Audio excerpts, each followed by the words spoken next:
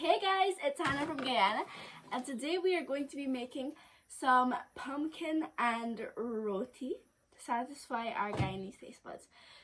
To make the roti, we need some plain all-purpose flour, and my dad normally makes it with whole wheat flour and all-purpose flour, but I haven't reached that high of a talent yet.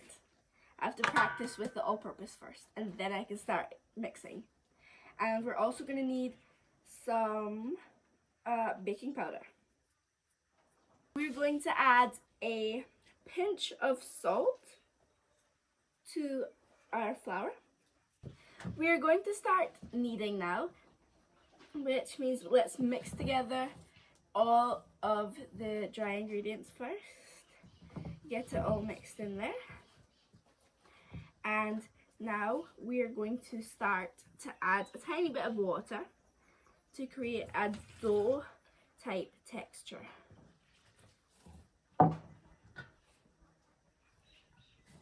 So you keep mixing, keep adding water, and you're kneading it in as you go along.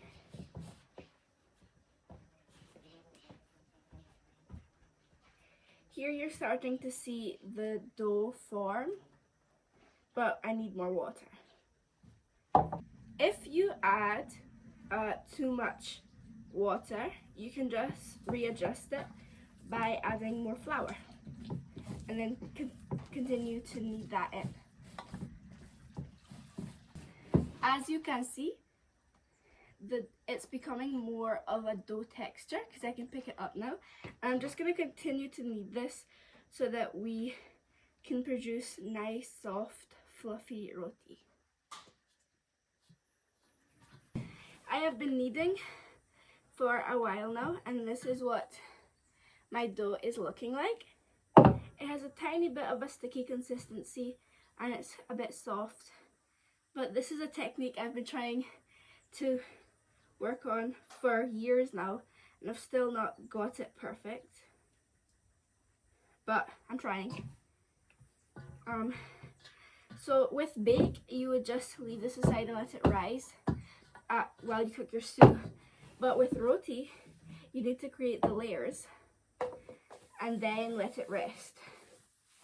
So let's do that now. So we dust the table.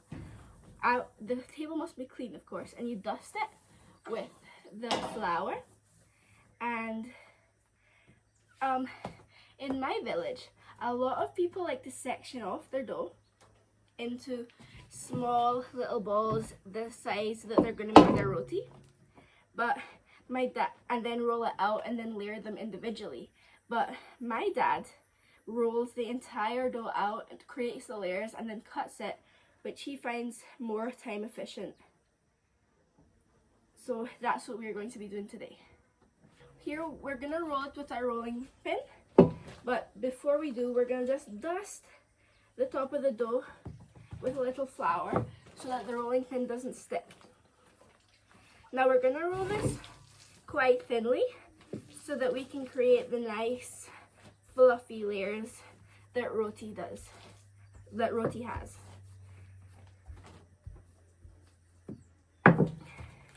And you flip the dough and roll it on both sides.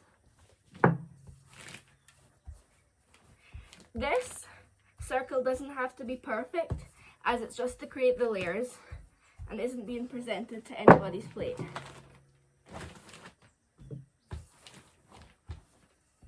To create the layers, we oil this big circle right here. You can use margarine or butter, but we're gonna go with the normal, regular sunflower oil. And spread it around. That might not be enough. Spread it till the edges. You oil it in order to separate the layers, or else they would just stick together. Needs a little bit more oil on this side. Oh, that's a lot.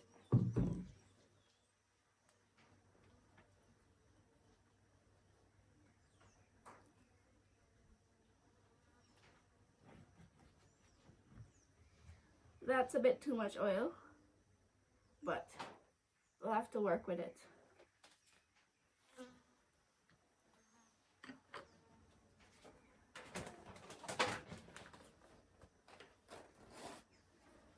I'm gonna dab it with a tissue to soak up a little bit of the oil because I throw a little too much.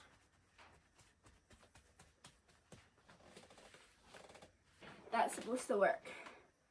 Now to create the layers, you roll the dough into like a Swiss roll, you know, the cake.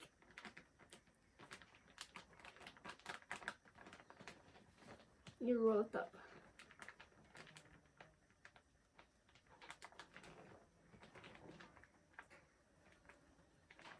Now we have finished rolling. We have this long log of roti. And now I'm just going to pinch the tips to the actual base of the roti so that it doesn't fall apart. To keep it together then.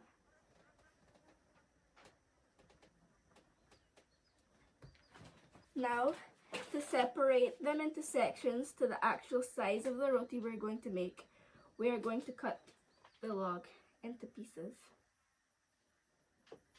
around the same size by average of the eye.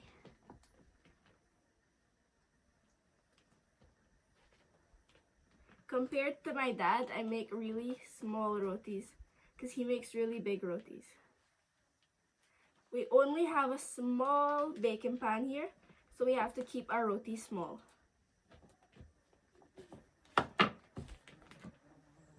You can kind of see the layers forming in the roti.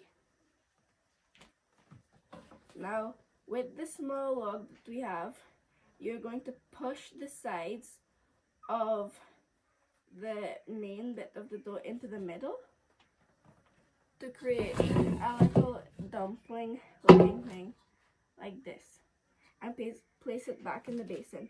And we continue to do this with all of the sections of roti that we have. Here we have all of our rotis, nice and cozy. There's one roti more that destroys the pattern. But now we are going to leave this to set while we make our pumpkin stew.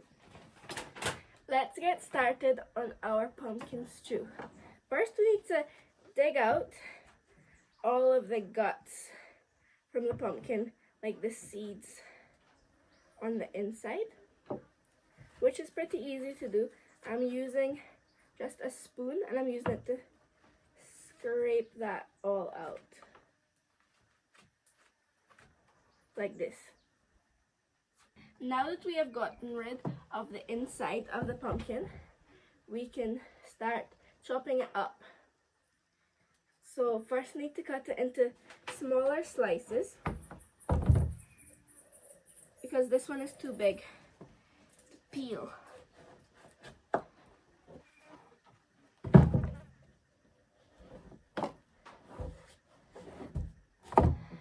There we have half. I'm gonna cut it into the segments of the pumpkin. You see how it's like parted? That's where I'm going to cut it. Now that it is cut into a smaller slice, I'm going to peel off the skin from the pumpkin.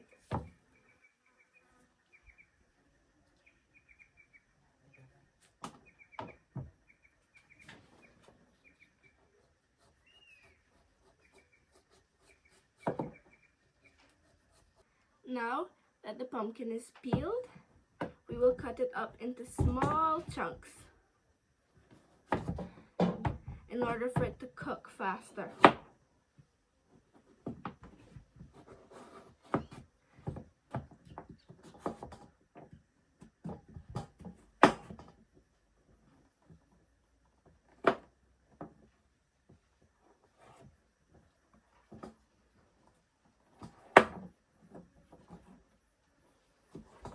So this is around the size that we are cutting the pumpkin.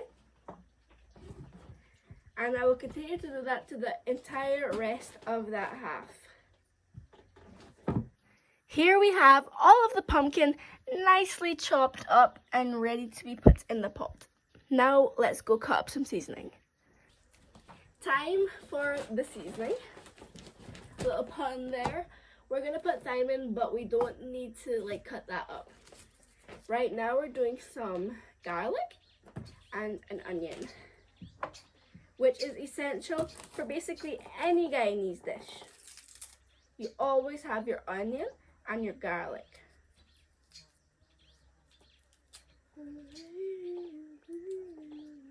So first off, you peel the onion, obviously, as one does. So I cut the onion in half and then just start slicing into, I slice it into like squares, so I slice along the way and then the opposite direction to create the tiny squares. And then I just go over it like this with the knife.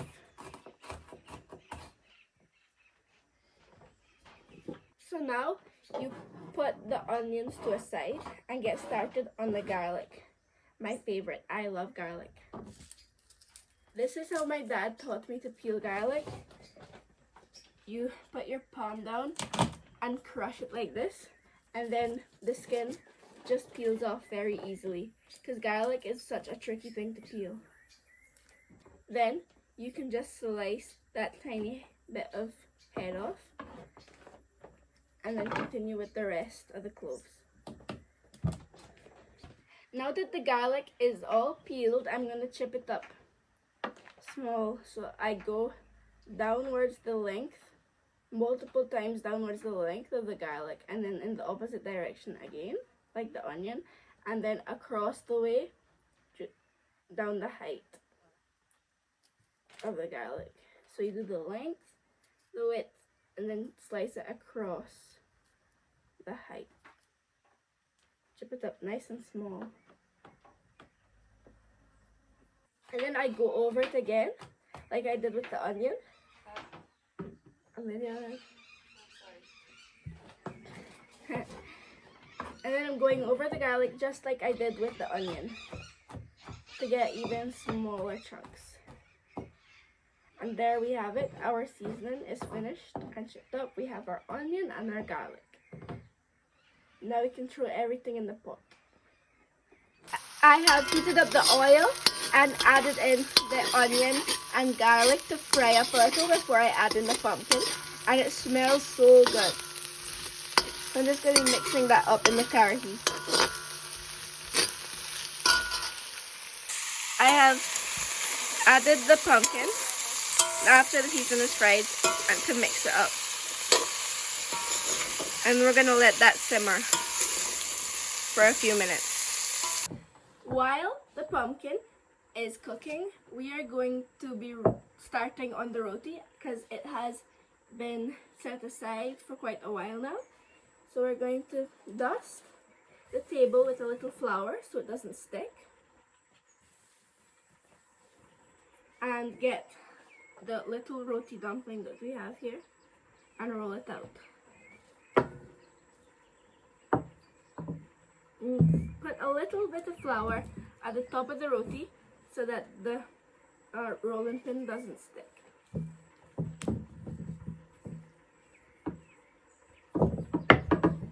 Now, circles has been very hard for me to achieve after all of these years. So we'll see how the roti turns out. But they are quite small due to the size of the roti pan.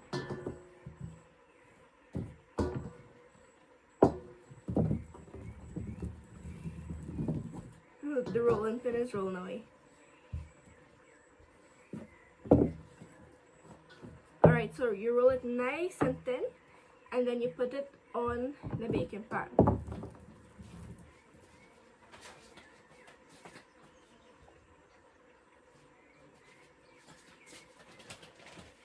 Continue to roll out each and every one of them as the other one is cooking. So as soon as it's finished, you can put it on, the next one on.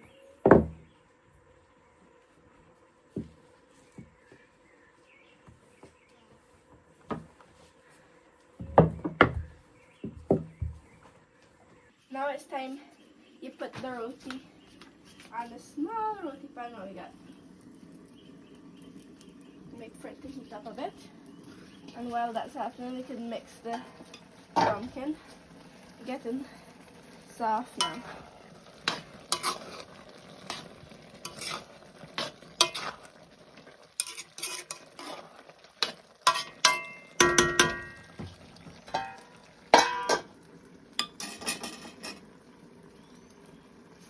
Let's flip the roti.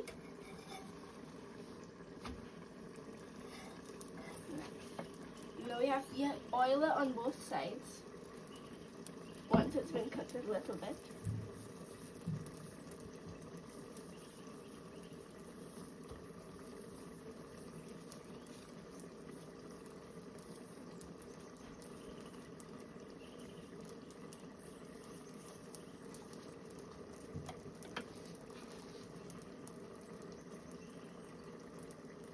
Look, it's swelling.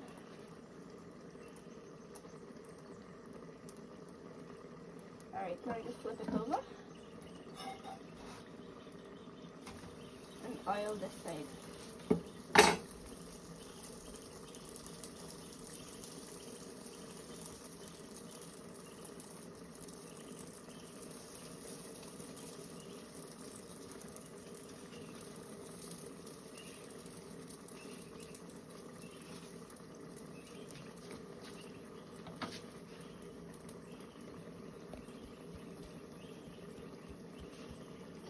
Turn to the right.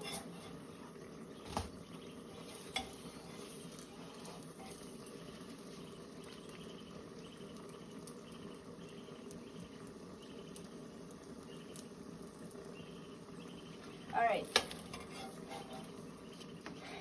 Time to flip. No. Clap.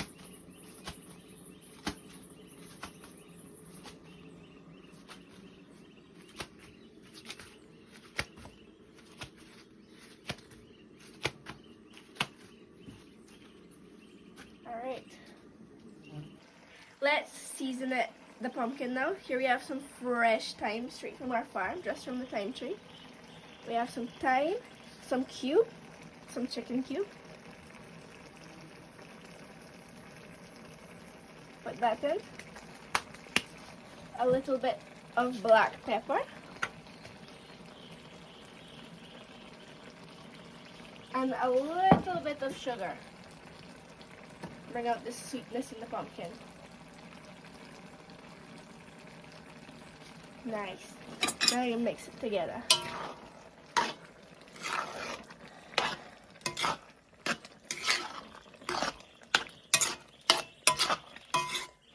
That has been simmering for a while now, and it's nice and soft and ready for eating.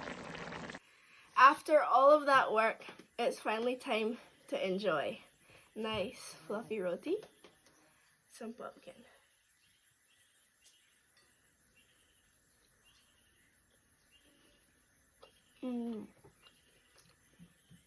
Definitely it's the spot.